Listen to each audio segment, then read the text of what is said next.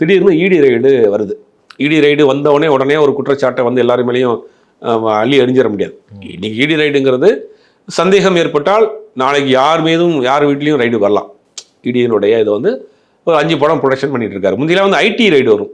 Cinema கம்பெனிகளுக்கு ID ride, படம் பெருசாக போயிடுச்சு, ஒரு 4 படம் ஒன்றா பண்ணிட்டு இருக்காங்கன்னா ஐடி ரைடு வரும். இப்போ இடி ரைடு வருது. இந்த ரைடுங்கிறது காலங்காலமாக இருக்குது, பேர் மட்டும்தான் மாறுது.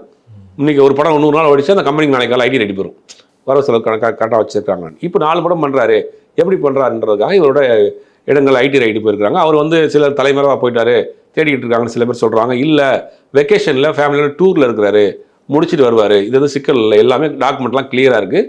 அவங்க சொல்கிற இன்னொரு பாயிண்ட் ஆஃப் வியூனா இடி ரைட் நடந்திருக்கா, இடி சம்மந்தப்பட்ட ஏதாவது டாக்குமெண்ட்டை கைப்பற்றிருந்தாங்கன்னா அதை ஏதாவது வெளியில் சொல்லியிருப்பாங்க.